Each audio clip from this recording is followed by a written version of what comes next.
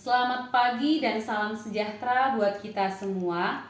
Yang terhormat dosen penguji ujian kinerja PPG dalam jabatan kategori 2 tahun 2022. Perkenalkan, nama saya Roganda Martina Siahaan. Saya guru di SMA Negeri 3 Kota Pematang Siantar, Provinsi Sumatera Utara. Pada kesempatan hari ini, 13 Desember tahun 2022, saya akan melaksanakan kegiatan praktik pembelajaran dengan materi interaksi keruangan desa kota, submateri potensi kota, kelas 12. Nah, untuk lebih jelasnya, berikut adalah video praktik pembelajaran yang telah saya lakukan. Mohon masukan dan saran agar kegiatan pembelajaran berikutnya bisa lebih baik. Terima kasih atas perhatiannya dan selamat pagi.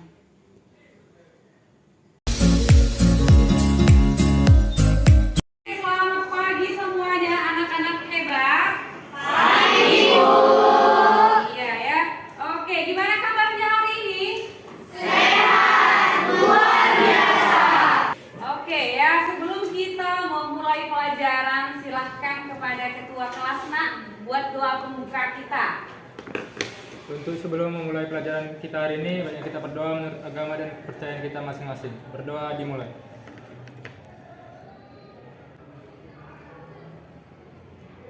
Berdoa selesai. Oke, terima kasih ya. Nah, kepada sekretaris.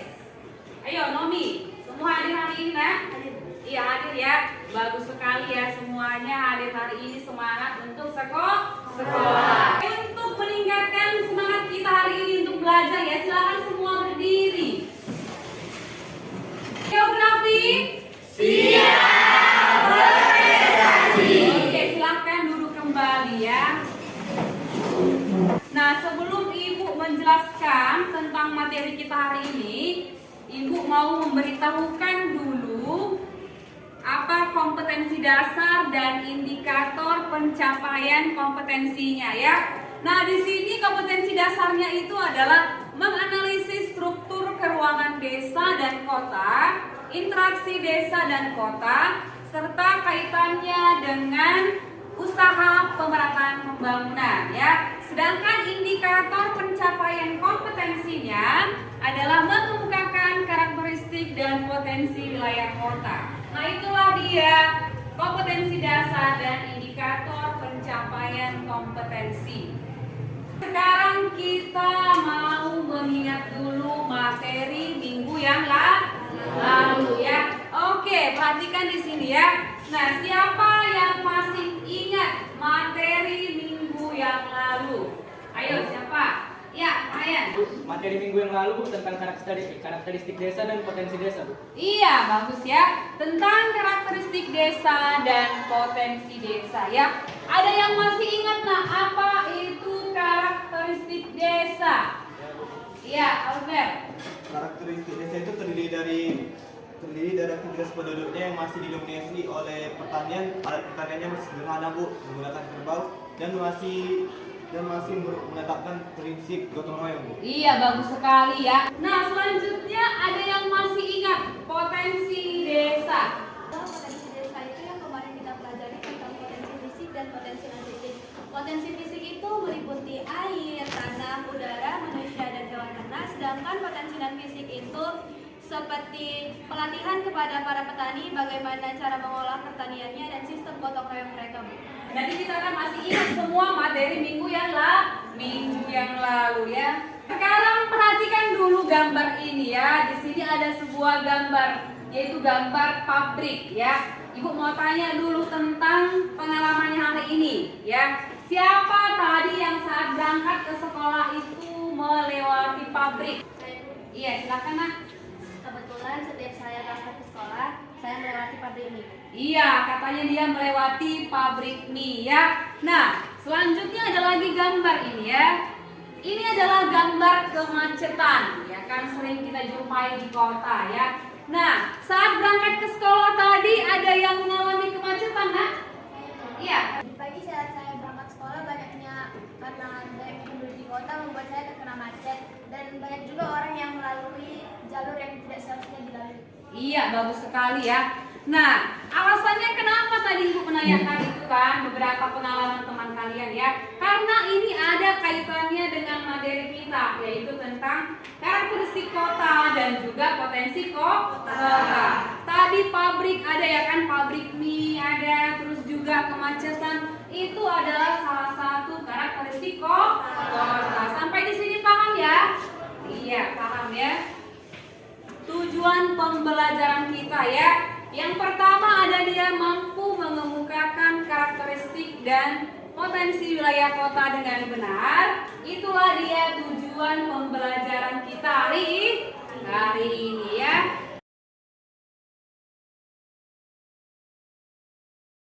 Oke, sekarang kita masuk ke tanya jawab tentang materi ya. Ini ada sebuah gambar.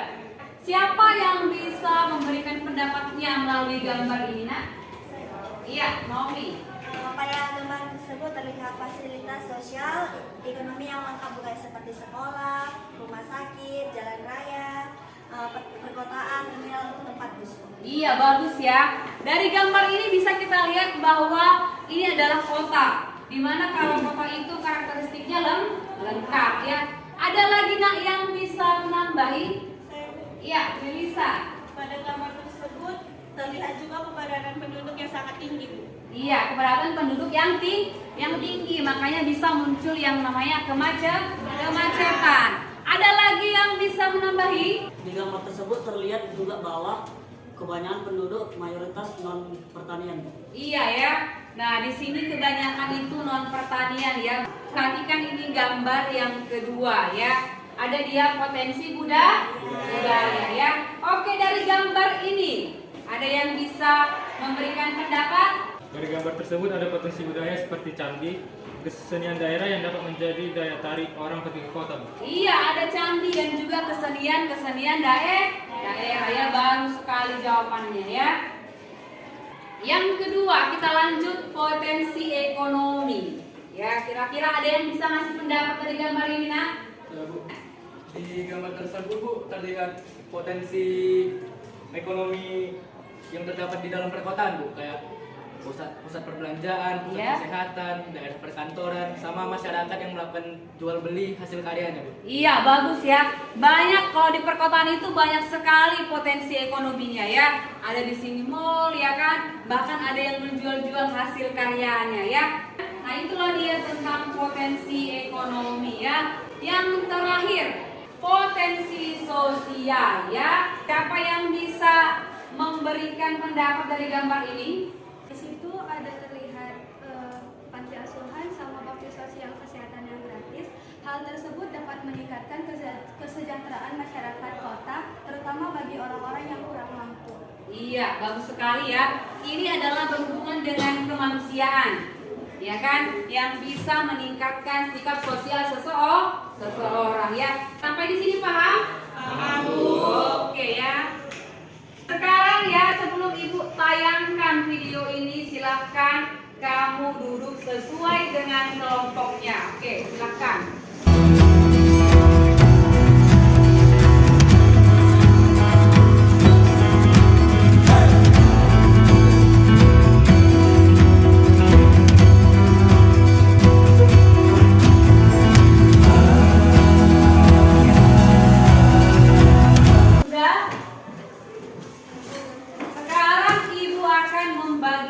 LKPD-nya ya, kelompok 1, kelompok 2, kelompok 3, kelompok 4, dan kelompok 5. Oke, semua sudah mendapatkan LKPD ya. Nah, sekarang kamu perhatikan video yang Ibu tayangkan ini ya. Sebagai ibu kota negara, permasalahan yang dihadapi pemerintah Provinsi DKI Jakarta memerlukan penanganan yang komprehensif. Berbagai persoalan menonjol memerlukan perhatian serius, di antaranya soal konsep tata ruang Jakarta, penataan permukiman kumuh, serta penyediaan rumah yang layak bagi warga. Penggusuran terhadap hunian keluarga dan unit usaha di Jakarta mengalami peningkatan dan menjadi perhatian serius. Pada tahun 2015 terjadi 113 kasus penggusuran dan pada tahun 2016 terjadi 193 kasus penggusuran. Harga tanah yang terus meroket juga mengancam penduduk berpendapatan rendah dan menengah untuk mendapatkan rumah dengan harga terjangkau di kota Jakarta. Tim Liputan Berita 1 Jakarta. Nah, tadi itulah video yang akan kamu analisis ya, sesuai dengan LKPD yang sudah Ibu berikan ya. Nah, hasil jawabannya itu kamu buat pada karton kamu ini. Sudah? Nah, jadi kamu gunakan ini semaksimal mungkin. Jangan tulisannya anak kecil-kecil. Ya, kan ada 4 pertanyaan ya. Ya, 4 pertanyaan kamu buat di situ ya kan. Kamu buat judul tadi videonya apa begitu biar menarik ya. Oke, silahkan kerjakan sekarang.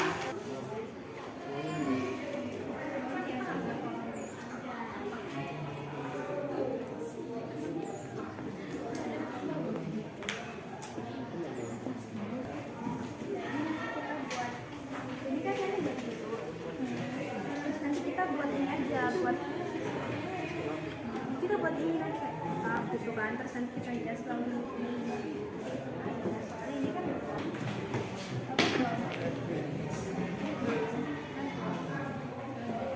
ada begitu.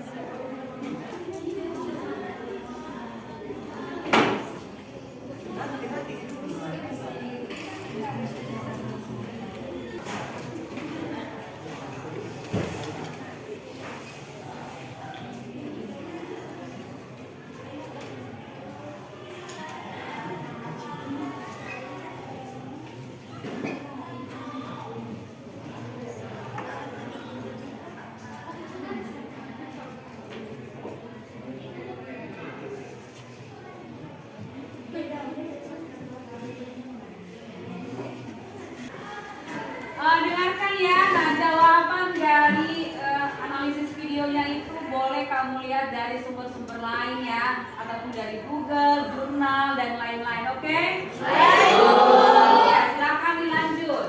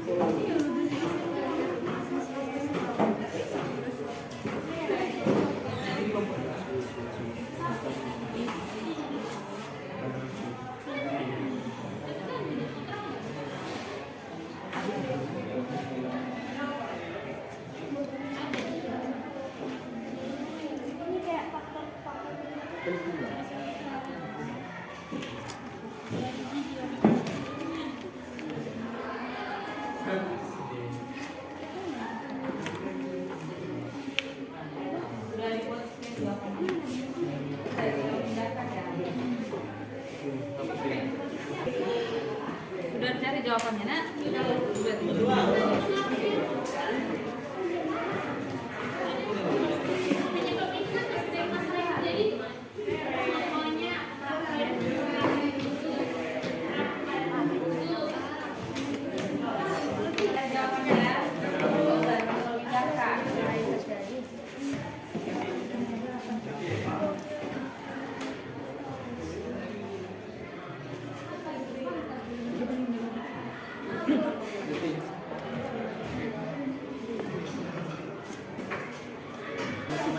Terus harga tanah yang meningkat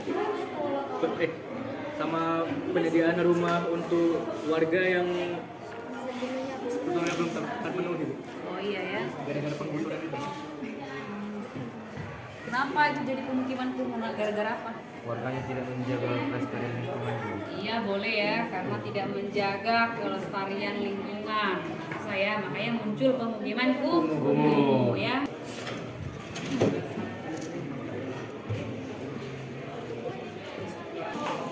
Apa masalahnya kalian buat nak?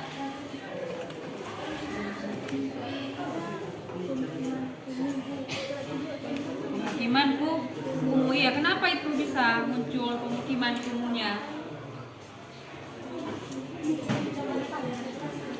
Bisa nggak itu karena lahannya yang sudah tidak memadai lagi lah, ya kan bisa kan? Nah itu kita akan buang.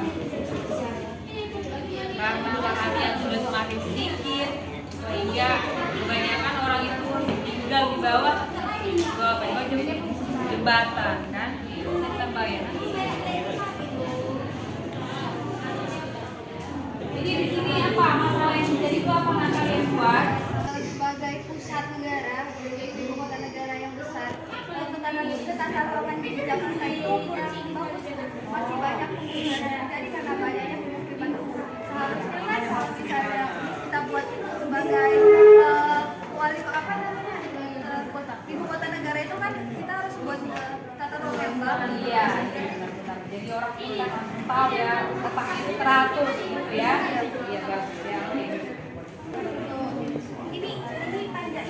Ya, kalian apa nak masalah yang dibuat itu apa? Yang pertama kan tidak ada yang kekerasan hukum bagi seorang yang melanggar tata ruang kayak misalnya kan kalau kita mau membangun itu kan pasti ada kerjaan antara pihak daerah sama pihak hukum kan. Iya. Cuman bagi yang kayak jadi mempunyai uang jadi dia yang punya berkuasa dia semena-mena membuat itu tidak ada kebebasan hukum bagi yang membangun itu. Iya bagus ya. Makanya muncul tata ruang yang salah. Makanya muncul pemukiman kumuh, kemacetan dan lain-lain. Bagus ya.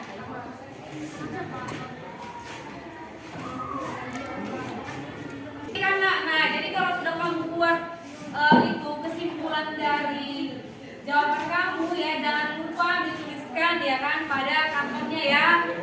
Iya.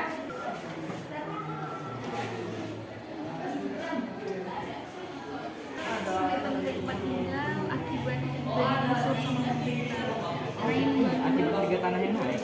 Ya ada juga Pemukiman yang digusur menjadi terbengkalai dan kumuh. pemukiman yang kumuh dapat menyebabkan Pemukiman yang digusur tadi kan bisa ya yang kumuh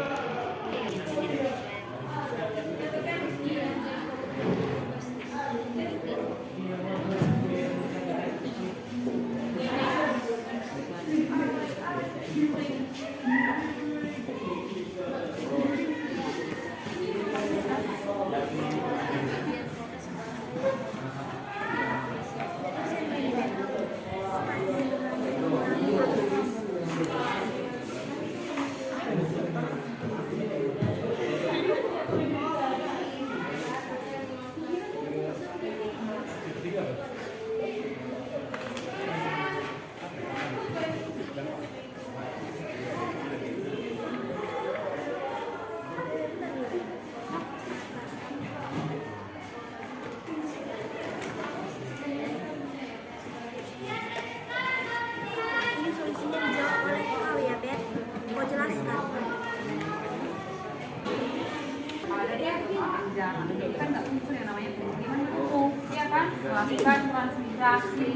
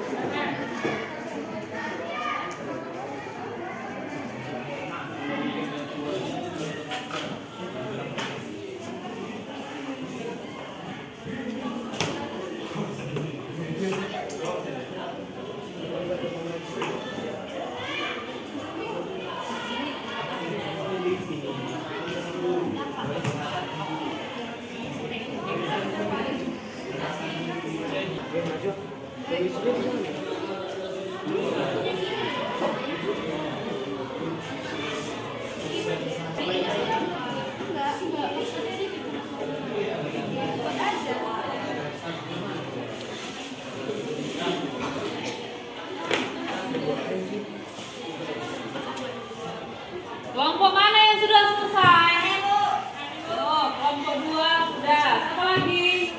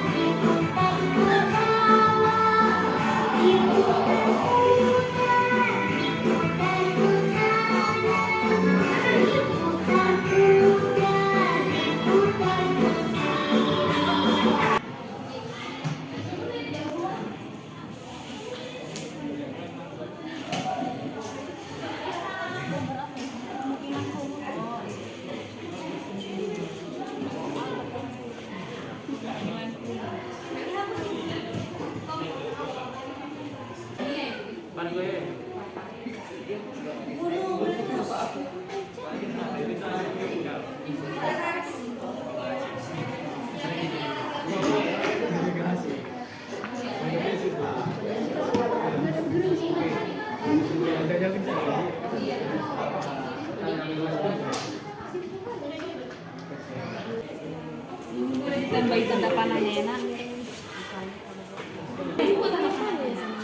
Ini nanti orang yang membaca tahu dari mana yang sudah ditulis ini. Karena mereka yang tahu kan bukannya dari ini. Buat aja tanda panah. Ini di sini kan di sini.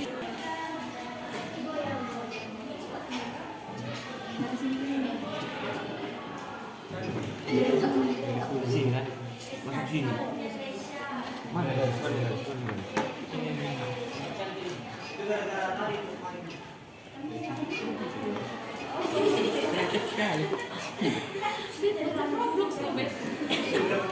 Sudah selesai semuanya? Sudah. Oke ya, sekarang Ibu harap dulu kelompok 1 tampil ke depan.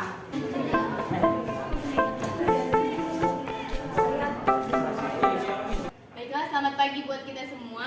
Oke, ya. Perkenalkan, kami dari kelompok 1 akan mempresentasikan hasil diskusi kami.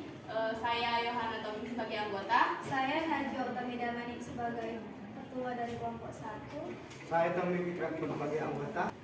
Penyebabnya itu yang pertama, tidak meratanya pembangunan di kota Jakarta. Yang kedua, kurangnya perhatian dari pemerintah. Baiklah, yang ketiga ada dampak. Dampak yang terjadi pada masalah yang telah kita diskusikan, yang telah kita lihat bersama di video tadi adalah terjadi banyak penggusuran. Seperti yang dapat kita dengar tadi, ada 113 penggusuran di tahun 2015 dan 193 penggusuran di tahun 2016. Itu salah satu jumlah besar untuk dalam penggusuran. Bagaimana perasaan kita jika kita sedang bertempat tinggal tiba-tiba kita digusur, tanah kita dihancurkan oleh pemerintah. Yang kedua, harga tanah meroket. Harga tanah meroket ini juga dapat disebabkan karena Jakarta adalah ibu kota negara, di mana Jakarta adalah kota besar, kota metropolitan kita.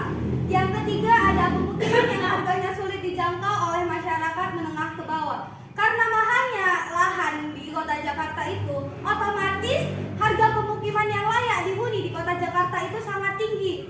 Itu juga dapat menyebabkan penghasilan jika kita pindah ke Jakarta itu juga tinggi. Beda dengan di kota kita ini, di Jakarta itu tidak ada apa-apanya. Jika kita mendapatkan penghasilan 3 juta per bulan di sini sudah cukup. Mungkin di Jakarta 3 juta per bulan itu adalah gaji yang paling rendah. 3 juta mungkin hanya bisa sampai 1 minggu di sana, sedangkan di sini kita tuh 3 juta itu sudah bisa menghidupi satu keluarga dalam 1 bulan. Baiklah, solusinya akan dilanjutkan. Baiklah, untuk solusinya yaitu pertama, pemerintah lebih memperhatikan wilayah Jakarta, terutama Jakarta adalah ibu kota Indonesia. Lalu yang kedua, pemerataan pemukiman kumuh, pembangunan rumah layak pakai. Sekian dari presentasi kami. Jika ada yang bertanya dipersilakan. Saya ingin bertanya, mengapa orang-orang lebih memilih tinggal di daerah perkotaan dibanding daerah pedesaan? Terima kasih. Di kota itu banyak fasilitas yang disediakan oleh pemerintah yang mungkin nggak ada di daerah pedesaan.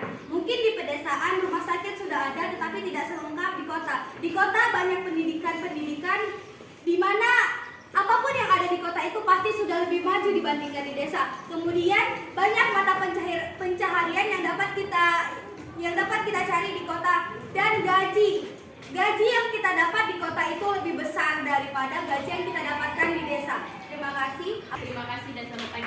Iya, berikan nomor buat kelompok 1. Oke. Lanjut kelompok 2.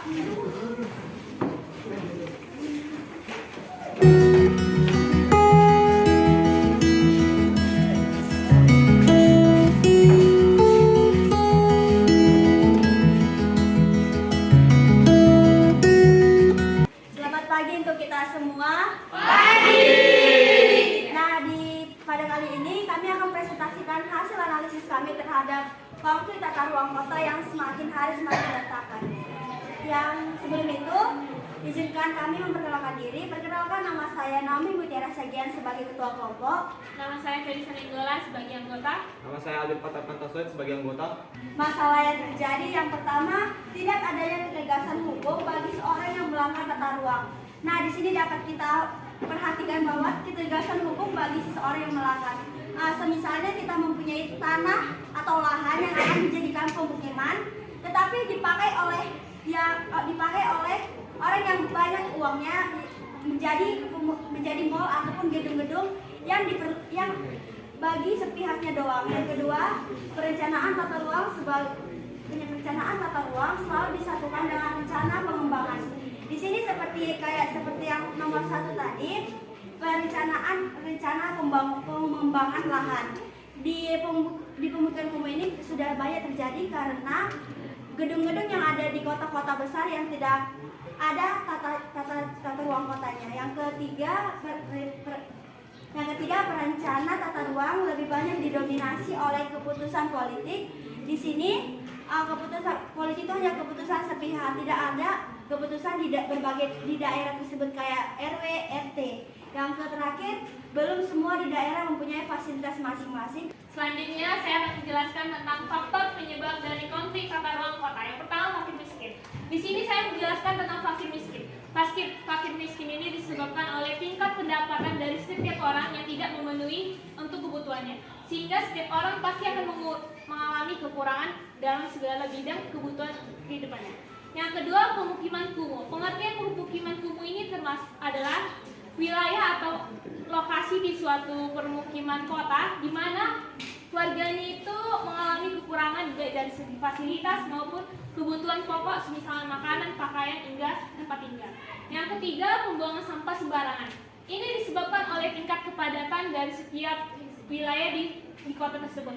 Hal ini menyebabkan setiap orang ini menganggap sepele akan lingkungannya, sehingga menyebabkan membuang sampah begitu saja tanpa memperhatikan lingkungan yang terjadi, seperti banjir akan terjadi mungkin. Yang keempat, kurangnya fasilitas. Hal ini disebabkan oleh kurangnya pemerataan dari fasilitas dari pemerintah kepada setiap daerah. Hal ini disebabkan karena fasilitas ini hanya diberikan di daerah tertentu, daerah sini tidak diberikan, jadi pemerataan fasilitasnya kurang. Yang kelima, kemacetan jalan umum.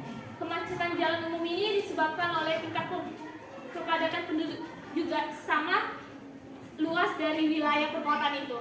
Disebabkan karena kalau misalnya jalan dari umum ini dipakai oleh rumah-rumah pemukiman, maka akan mengalami kemacetan, kegangguan dalam jalan transportasi. Yang berikutnya dampak. Pertama, pemukiman masyarakat sudah tidak layak ditempati, yaitu kumuh. Yang kedua, ekonomi masyarakat yang kurang. Yang ketiga, tidak ada fasilitas yang membuat jalan, lahan yang harganya semakin menjulang tinggi atau mahal. Baik, sekian presentasi kami pada hari ini. Jika ada yang kurang ataupun ingin bertanya, dipersilakan. silakan. Pertanyaan saya adalah masalah apa yang terjadi sebagai dampak banyaknya penduduk yang pindah ke kota? Jumlah penduduk di kota terjadi karena pengangguran ataupun peningkatan tunawisma dan tumbuhnya pemukiman kumuh di sekitaran masyarakat, peningkatan kemacetan dan kecelakaan lalu lintas, peningkatan kriminalitas atau bisa disebut dengan overpopulation dan pembengkakan kota atau urban sprawl merupakan dampak sosial urbanisasi di kota-kota. Hanya di presentasi kami. Terima kasih, selamat pagi. Iya, lanjut kelompok 3. Pagi teman-teman. Baiklah, berdirinya kami di sini, kami ingin mempresentasikan hasil analisis kami tentang video yang ditayangkan oleh Ibu tadi yang jatuh dari Sobat Tulis. Yang pertama, konflik tata ruang Kota Jakarta. Masalah yang terjadi kami dapatkan adalah tata ruang Kota Jakarta yang telah berantakan akibat banyaknya kelompok bisnis kota yang memanfaatkan bagian kota sebagai tempat pelaksanaan kegiatan bisnis. Misalnya ada lahan nih, kayak lahan pertanian gitu. Nanti orang itu mengubah itu jadi dibangun lagi untuk tempat kayak kegiatan ekonomi yang lain, entah pabrik apa. Jadi berkurang untuk apa namanya itu? Pertaniannya jadi berkurang. Yang kedua yaitu faktor penyebabnya. Faktor penyebabnya yang pertama, banyaknya kelompok bisnis yang memanfaatkan bagian kota untuk dijadikan kegiatan atau kegiatan bisnis. Yang kedua, adanya faktor migrasi atau perpindahan. Yang ketiga, adanya natalitas atau kelahiran yang tinggi. Yang keempat, mortalitas atau kematian. Itu angka yang menunjukkan jumlah kematian per 1000 penduduk per tahun. Yang ketiga yaitu dampak yang terjadi. Kami dapat menemukan dampak yang terjadi itu ada 5. Yang pertama yaitu biaya pengelolaan kota menjadi tinggi. Yang kedua, kepentingan warga sebagai kepentingan umum menjadi tersingkirkan. Yang ketiga, banyak polusi udara akibat banyaknya pengendara. Misalnya macet, kan pengendaranya kayak berkumpul gitu. Jadi polusi udaranya menyebar ke masyarakat, jadi banyak yang batuk apa kayak gitu. Yang keempat, pembangunan kota berpedoman pada pendekatan kewilayahan. Yang kelima, lahan pertanian berkurang akibat banyak pembangunan untuk kegiatan bisnis. Dan yang terakhir adalah solusinya. Solusinya adalah yang pertama, pemerintah harus menjalankan prinsipnya untuk menjadikan kota-kota tersebut menjadi idaman. Yang kedua, merevisi tata ruang wilayah permintaan. Ketiga, mengurangi akses informasi penataan ruang. Yang kelima, meningkatkan sinkronisasi perencanaan. Baiklah, dari hasil analisis kami, apa ada yang mau bertanya? Boleh bertanya. Tadi kan kalian ada di masalah yang terjadi itu tentang lahan pertanian yang dijadikan tempat bisnis. Bukankah kota itu emang pusatnya bisnis, pusatnya ekonomi? Jadi mereka kan nggak salah kalau menempatkan lahan pertanian itu sebagai tempat bisnis. Izin menjawab. Tapi sebenarnya kalau misalnya berlebih yang digunakan dari lahan-lahannya itu, maka akan jadi udaranya itu kayak lebih oksigen yang bagus dari tumbuhan itu. Dapat diterima? Apa ada yang mau bertanya lagi? Kami pamit undur diri, sekian dan terima kasih. Selamat pagi semua. Pagi. Baiklah, hari ini kelompok kami akan mempresentasikan hasil analisis kami tentang masalah tata ruang kota Jakarta. Sebelumnya perkenalkan, nama saya Ryan Wisataya sebagai ketua dari kelompok 5. Saya sebagai anggota. Nah, baiklah, sekarang kita langsung masuk saja ke masalah yang terjadi. Masalah yang terjadi itu pertama adalah pemukiman yang kumuh. Pemukiman yang kumuh ini disebabkan oleh karena warga yang tidak mau menjaga kelestarian lingkungan, seperti membuang sampah sembarangan, tidak pernah bergotong royong, dan polusi kendaraan atau polusi pabrik di pemukiman tersebut. Terus ini yang kedua, masalah yang terjadi adalah harga tanah yang meningkat setiap tahunnya. Harga tanah ini naik karena semakin lama di kota itu lahan terus berkurang karena pembangunan terus jalan gitu kan. Nah, yang ketiga adalah penyediaan rumah untuk warga yang sepenuhnya belum terpenuhi. Ini terjadi karena semakin lama semakin banyak orang yang merantau ke Jakarta. Jadi penduduknya semakin padat. Terus lahannya nggak bertambah, penduduknya aja yang bertambah. Jadi itulah kurang pemukimannya, perubahannya maksudnya. Terus ini masalah yang terakhir adalah penggusuran. Penggusuran ini dilakukan secara sepihak oleh pemerintah atau perusahaan swasta yang ingin membangun infrastruktur di sana, tidak tanpa pengetahuan RT atau RW dari sana. Terus kita masuk ke faktor Yang kedua, tanah yang sulit untuk dicari membuat harga tanah meningkat. Dan yang terakhir adalah pembangunan infrastruktur. Dan yang selanjutnya adalah dampak. Baiklah, sekian presentasi dari kelompok kami. Jika ada yang belum mengerti, apakah ada yang ingin bertanya? Oke, ada? Nggak ada? Oke. Baiklah, jika tidak ada yang ingin bertanya, maka kami akhiri presentasi kami. Sekian dan terima kasih. Selamat pagi. Oke, nah semua tadi hasilnya dari kelompok 1 sampai kelompok 5 semuanya hasilnya bagus ya. Dan jawabannya juga semuanya bagus. Oke, kita berikan aplaus buat kita dulu. Nah, oke, sekarang coba kumpulkan LKPD-nya. Ayo, kumpulkan. Kelompok 2, kelompok 3, 4, dan 5. Oke ya. Selanjutnya mau tahu dulu gimana perasaannya hari ini saat belajar tentang karakteristik kota dan juga potensi kota. Ada yang tahu nggak? Ada yang bisa memberikan pendapat? Perasaan saya senang Bu, materinya mudah dimengerti dan diskusinya juga menyenangkan. Oke ya. Nah perasaannya katanya senang. Ya siapa lagi yang bisa? Iya, Naomi. Perasaan saya juga senang seperti teman saya, medianya menarik, jadi membuat saya lebih konsentrasi untuk belajar. Iya ya kan, karena media menarik membuat dia konsentrasi untuk belajar ya. Kesimpulan untuk materi hari ini. Iya, Najwa. Kesimpulan yang dapat saya ambil dari materi hari ini yaitu karakteristik kota itu yang pertama penduduknya padat, yang kedua fasilitas di kota itu sudah lengkap, dan yang ketiga mata pencahariannya itu non pertanian. Oke, bagus ya. Iya, itulah dia kesimpulannya ya. Nah, selanjutnya ada lagi yang bisa menambahi. Nah, itulah dia tentang karakteristik kota dan juga potensi kota. Nah, sekarang untuk ya, Ibu mau cek dulu gimana pemahaman kamu tentang materi hari ini. Nah, soalnya soal evaluasi sudah Ibu kirimkan ke dalam grup WA kan? Nah, sekarang coba kamu kerjakan dua. Ayo, kalau kamu sudah paham materinya pasti cepat itu kan?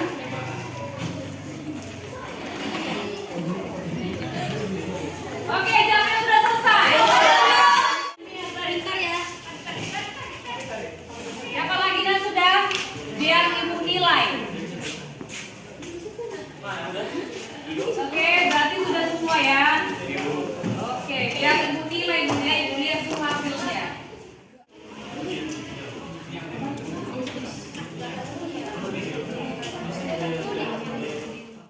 Oke, nah setelah Ibu lihat hasilnya, hasil evaluasinya, semuanya benar semua. Nilai